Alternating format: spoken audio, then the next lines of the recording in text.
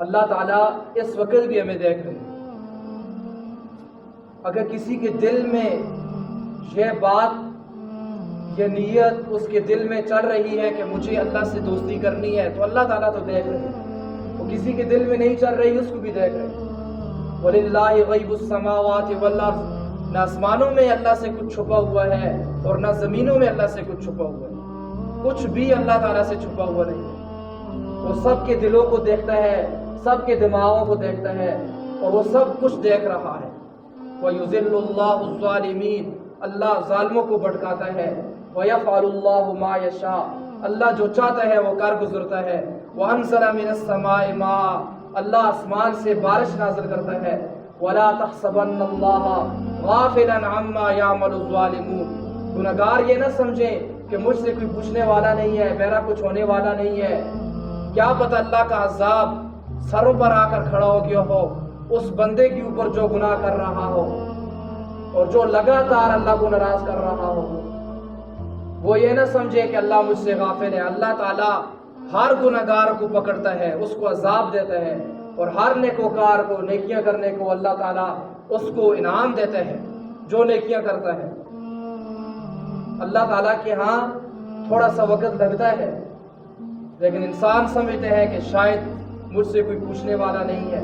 وَالْأَرْضَ مَدَدْنَاهَا، اللہ نے زمین کو پھیلا دیا ہمارے لیے اور ہمیں اپنی عبادت کے لیے، کہ مجھ سے دوستی کرو، اس کام کے لیے اللہ تعالیٰ نے ہمیں پیدا کیا ہے۔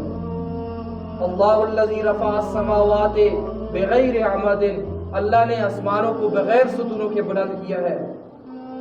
اللہ نے کیا ہے، یہ سارے کام اللہ نے کیے ہیں، اور ہمارے سے میں ایک ہی کام ہے کہ مجھے راضی کرو۔ تو اس وجہ سے تھوڑے سے ہی ہے ہم یہاں آئے ہیں، ہم توبہ کریں، گناہوں پر توبہ کر کے ہم اس بات کا پورا خیال رکھیں کہ ہم اللہ تعالیٰ کو راضی کریں، اور ہم قرآن پڑھنے کی عادت ڈالیں، ہم نوافل پڑھنے کی عادت ڈالیں، اپنی 5 وقت کی ہم نماز پڑھیں، اپنے جیبوں میں ہم تسبیح رکھ کر ہم ذکر کریں، ہم اپنے آپ کو تمام غلط کاموں سے بچائیں، تمام گناہوں سے بچائیں، اللہ تعالیٰ کو راضی کریں، اور پھر اس کے ساتھ سارے کام کریں، پر اللہ تعالیٰ ناراض نہ ہو، کیونکہ اللہ تعالیٰ ہم سے راضی ہیں تو زندگی میں بھائیو بہار ہی بہار ہے۔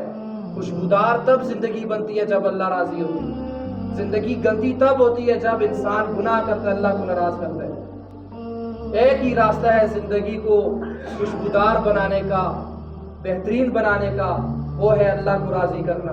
اگر اللہ راضی ہے تو خوشیاں ہی خوشیاں ہیں، اتنی خوشیاں ہیں کہ سمیٹ نہیں سکو گے۔